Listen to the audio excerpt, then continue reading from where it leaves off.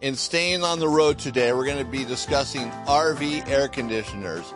And I've arranged an interview with Will Troyer from General Electric, commonly known as GE. He's going to answer the questions that you would be asking a parts guy or a service writer about buying an RV air conditioner. He's going to break it down in a way, though, that's going to make it a much different buying process. He's going to open your eyes to things that you probably haven't heard or thought about before. In fact, at RV dealerships or repair centers, they probably don't even discuss these questions. It's all about BTUs, what you can fit on the roof, and make it work for your RV. Well, he's going to change your thinking on that. There's much more to it, but he's going to simplify it. Don't worry about it. It's not going to be so complex. And it's not a sales pitch for General Electric either. It's for you to decide what brand air conditioner you want, but Will's just going to lay out the facts for you. I'm Eric Stark. Welcome to the Smart RVer podcast. If you'd rather be camping than sitting in a repair shop, then you're in the right place. Every episode, I'll walk you through practical DIY maintenance repairs that will keep you on the road. So welcome to episode 206. So here we are. This interview with General Electric is about 22 minutes long, somewhere in there. So we're just going to give the entire show to that rather than getting into quick tips or RV NB. We don't have the time for that. So we're going to, well, that sounded so bad. We don't have the time for that. Like, it's not important. It's important. But we'll pick up on that in episode 207 in a couple of weeks. So here we have an interview with Will Troyer from General Electric. It's not a sales pitch. It's just Will breaking down the questions that you would have when you're buying an RV air conditioner. So Will has a lot of experience. He's worked at Atwood, Dometic. He's been in the RV industry for decades, and he knows his stuff. Very smart guy. So let's just go ahead and give our attention to Will in the interview with General Electric. All right, Will, so let's just get right into this. And question number one for you is, what do RVers misunderstand most about how an RV air conditioner works? Well, that's pretty easy, and not to be too technical about it, but you're not actually cooling the air, you're removing heat. That's kind of the big thing you got to understand is like it's the heat load inside the RV that you're trying to remove. So essentially through the refrigerant and the coil that's on the inside, we're pulling heat and humidity out. The humidity goes through the drains and the heat gets transferred out towards the outside coil and rejected on the outside coil.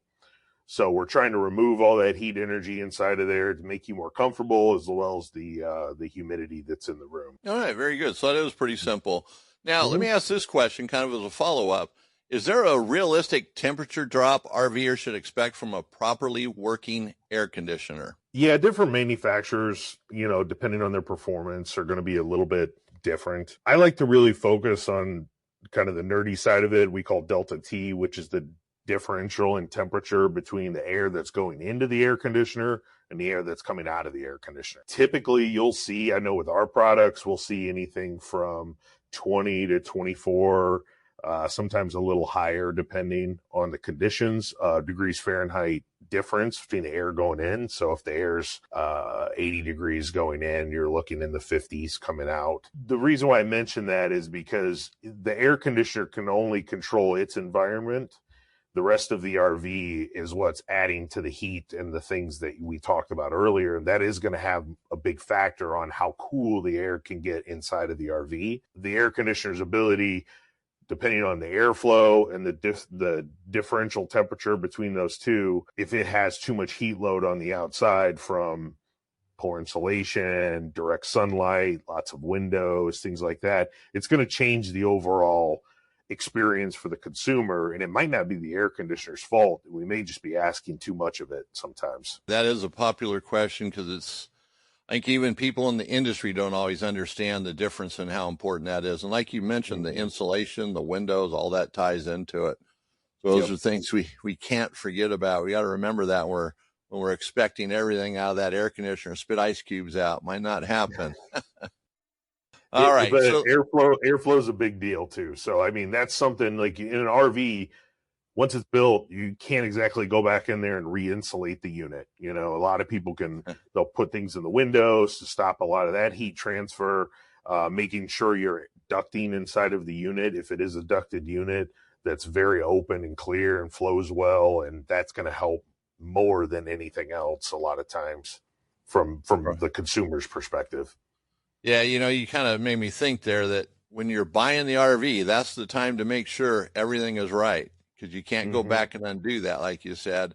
It's like if you're not thinking, a lot of people will buy based on cold. Well, I'm going to get one with an Arctic package because I'm going to be in cold weather. But that Arctic package is going to pay off in warmer weather too, because the insulation is so much greater. So that's going to help the air conditioner. So yeah, it's when you're buying the RV, those are the things to think about if you're buying a new RV, and air conditioning is part of it. All right. So why does an RV air conditioner struggle so much on really hot days? So a lot of what you'll end up doing, again, we talked already about the heat load that's coming from, external sources, the sun, the hot air in the area. Outside of that, the struggling that's going to happen is basically current. So the hotter it gets, you'll have a little bit of a diminishing return in BTU when it gets hotter. So as things, you can have a unit that's running at a good capacity, it's 80 degrees Fahrenheit, and then you ramp it up to 115 degrees.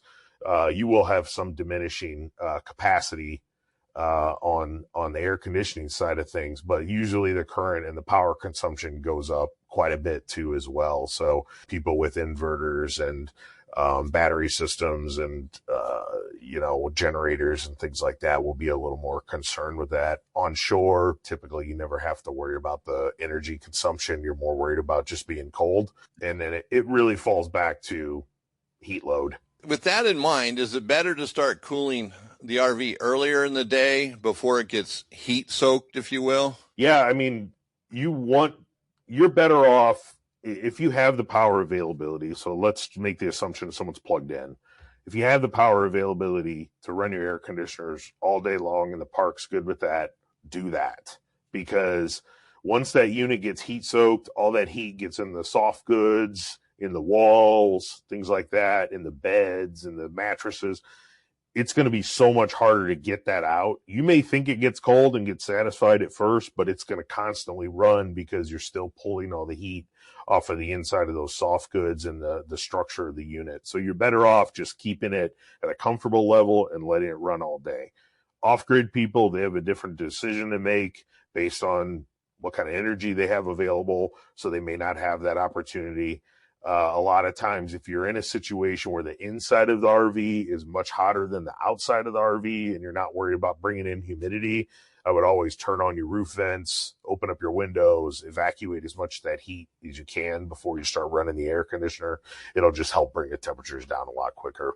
Yeah, don't let that RV heat up, right? With maintenance in mind, what should RV owners do before they assume that the air conditioner is failing? Typically what a consumer is going to say, it's failing, it's not keeping up, or it's not cooling. They put their hand up next to it and it just doesn't feel cold. Coils usually are the first thing that a consumer should be looking for. Clean coils, clean filters, making sure the filter's clean, making sure the unit's not iced up. Most of them won't ice up anymore because we all have protection on the coils. But if you have like a mechanical control, with the knobs that don't have freeze protection, those sometimes can ice up. When the ice dam starts to build, essentially it will block all the air and it's kind of like a runaway train. So you may have to defrost the unit occasionally if you do get to a situation like that. But keeping your coils clean, keeping your filters clean, that includes your inside coil and your outside coil. Right now, we just got done with cottonwood season around here in Indiana. So most likely this weekend, I'm going to take the air conditioner condenser apart and clean out my coils because I know they're full of cottonwood at this point and it's hurting the energy on my house. So that's a big deal for the consumer to make sure that they're periodically either getting those cleaned or doing it themselves if they feel comfortable with getting on the roof. That's the type of regular maintenance that an RV owner can do safely on their own, or is that something that should be left up to a technician?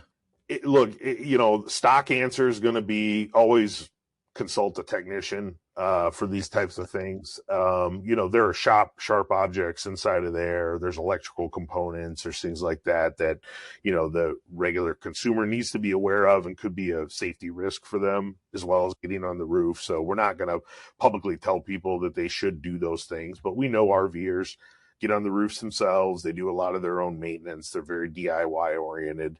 I would say cleaning your coils is not a big deal for the consumer.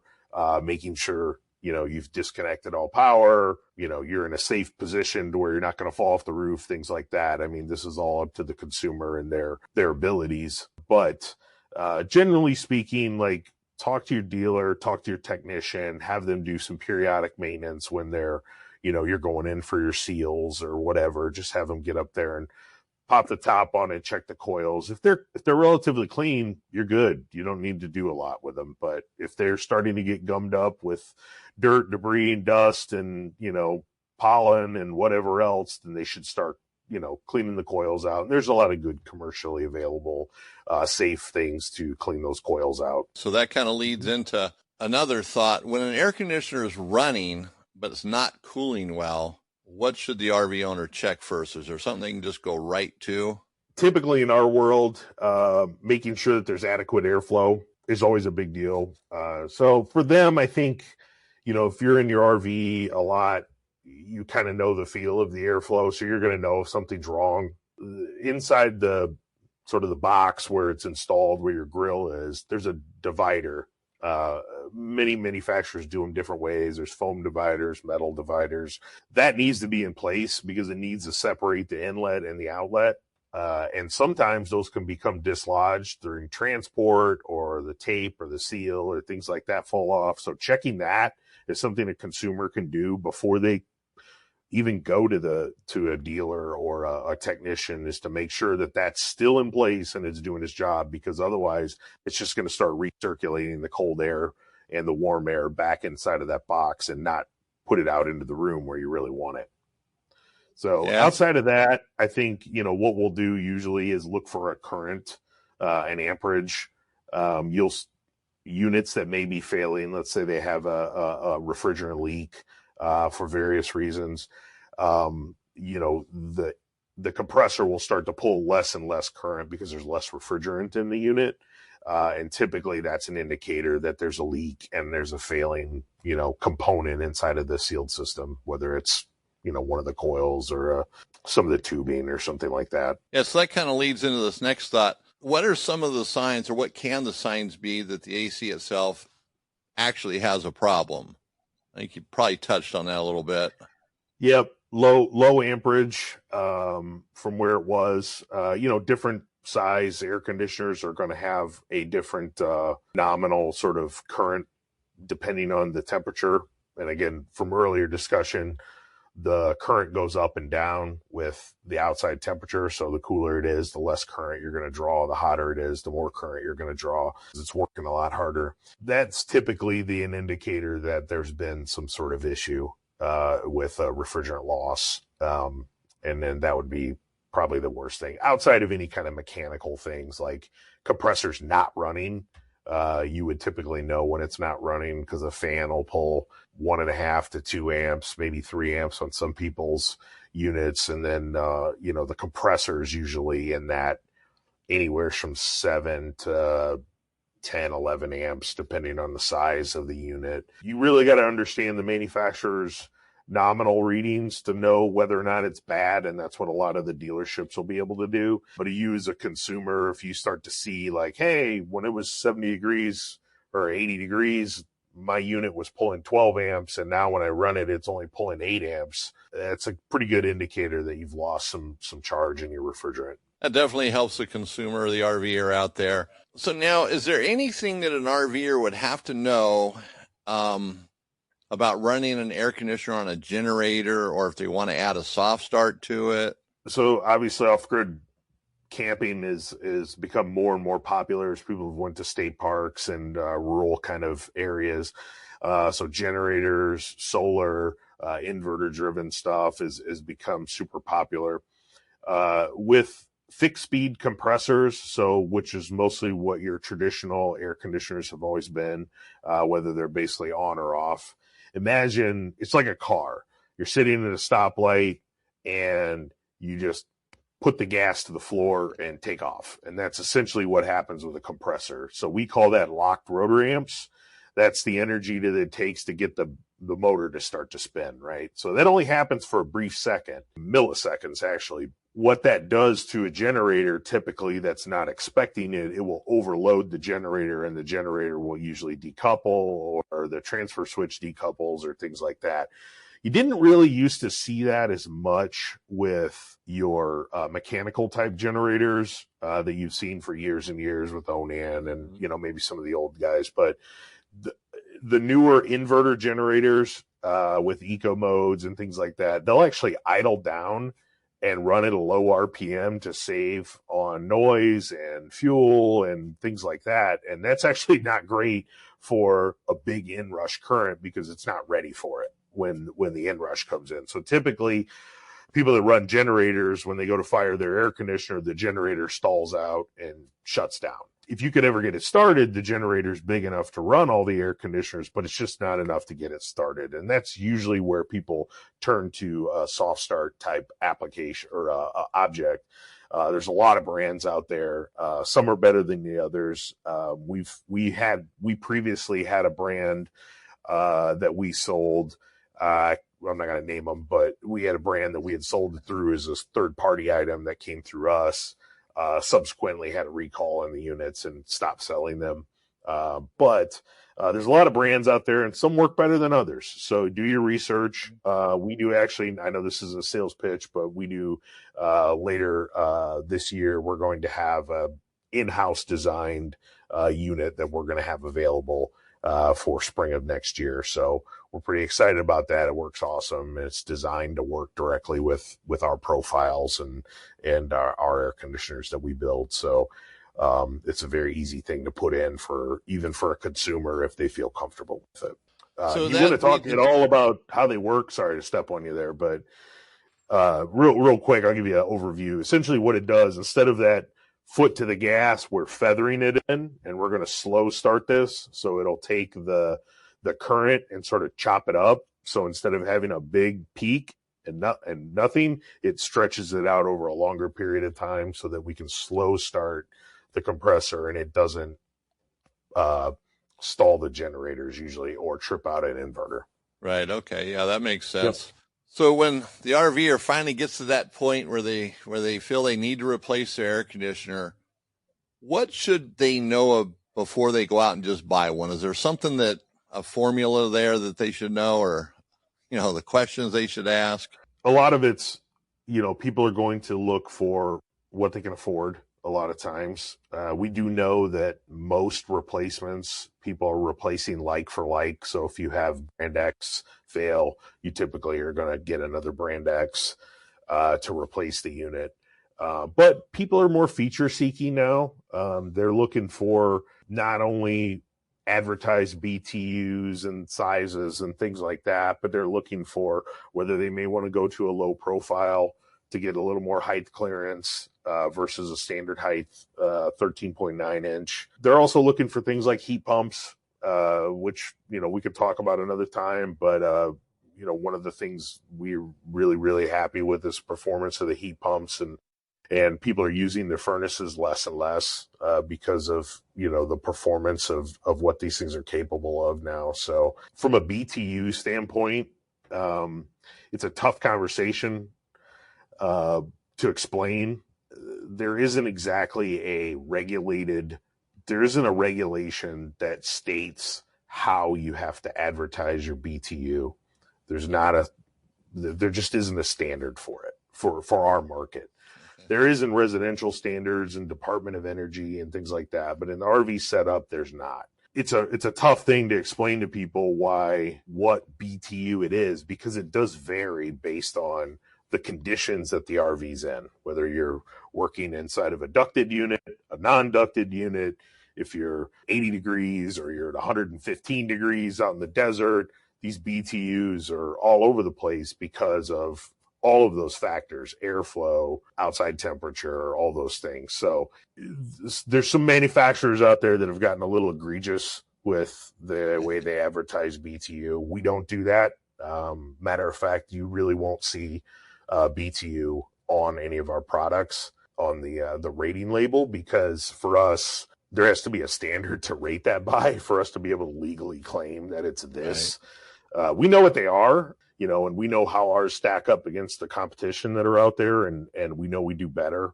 So we just kind of like to say, look, let's just let the product hit the market, let our consumers enjoy how well it performs, and the rest will take care of itself, rather than going through a bunch of creative marketing and things like that. So a lot of it's just features today, but you did bring up the BTU function, and that's always a question. Does a bigger or higher BTU rating actually make the cooling better in an RV? Well, I think where this industry kind of sometimes gets it wrong is we're trying to overdo the size of the air conditioners in the RVs, because this one time when I was in the South, the Southwest, it was super hot and we were too uncomfortable in there. So now I want the largest air conditioners I could possibly get on the unit. And that may not always be the right thing, because you want to obviously get heat out of the unit, but you need to get the humidity out of the unit. And I've seen situations where people put like a 15K type family unit on a really small travel trailer, and it's just too much air conditioner for that travel trailer. Number one, it pulls a lot of current that you might not want to do. And then the other thing is, when it comes on, it only runs for a short period of time and then turns itself back off. So you're not really conditioning the air. You're not extracting the humidity that's inside of the air. It will still become it'll be cool, but it'll be kind of clammy in there. And that's not really what the consumer wants. They want this comfortable air. A lot of people don't realize this. We think about the Southwest and the Southeast as like this humid box, and this is where the worst of it is. Well, I'll tell you, even in the North, if you put enough people, a couple of kids and a couple of dogs in an RV and close the doors, the humans and the animals, they expel a lot of humidity inside of there, and it's almost worse than being in Florida. So removing humidity is one of the number one things that you're going to want out of an air conditioner, and its ability to do that. Okay, well, that's a great point. I appreciate that. So we got one last question here, Will. This is it. This is the big one.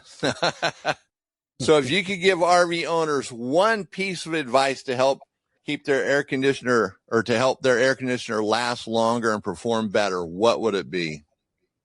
Routine inspections, keep them clean, keep the coils clean, make sure that it's operating the way it's supposed to. That includes ducting, like we talked about the divider that was inside of there earlier. Those are big keys. Outside of that, I'd really like to say, be careful about a lot of the cleaning agents. Be careful about a lot of atomizers and sprays and things that you use inside of these RVs, because a lot of those have like a lot of acidic properties into them, and they get sucked up inside of the air conditioning coils, and it's not good for those coils. I would just be careful and try to stay away from any kind of like acidic sort of sprays and pine sols and things like that. Like, keep those away from your air conditioners. And honestly, they're not good for your home ACs either. So probably a good lesson, like to explain to people, because it can shorten the life of them and, speed up corrosion and failure. Yeah, that's a great point. Never really thought about that, especially in an RV,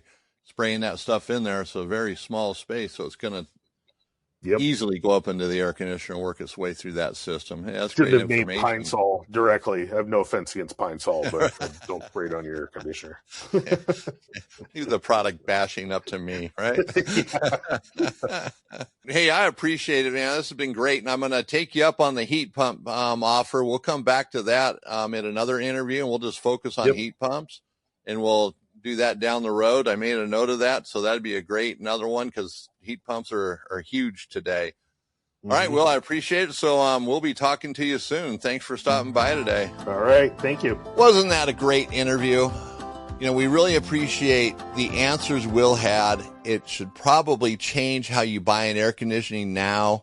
and even help someone you know that's going to buy an air conditioner to get in there and ask the right questions. And hopefully the store will be able to answer them. My experience is it's generally just an air conditioner is like buying a bottle of toilet chemical, a little bit of an explanation, and the purchase is made. And it really shouldn't be that way. I know it's going to change how we sell air conditioners in my store. We're going to do it a little bit different now. And we appreciate that information because, you know, we've been doing it for a long time, and I think we just get into a rut. This is what you need, and we go with that. So it was an eye-opener, I guess you could say, for me and hopefully for you on how to make that right purchase. So as a reminder, check out our website, thesmartrver.com. You know, we have do-it-yourself articles there. We have links to just about everything we do, our store, our online store. If you're looking for something, if you want to contact me, you got the information right there. So thesmartrver.com is a wealth of information. It certainly becomes in handy. If not anything else, it's got my phone number on there, and you can call me anytime with a question. All right, that's going to do it for today's episode of the Smart RVer podcast. Thanks for listening. I'm Eric Stark, and if you'd rather be camping than sitting in a repair shop, you're in the right place. Until next time, take care of the little things and enjoy the trip.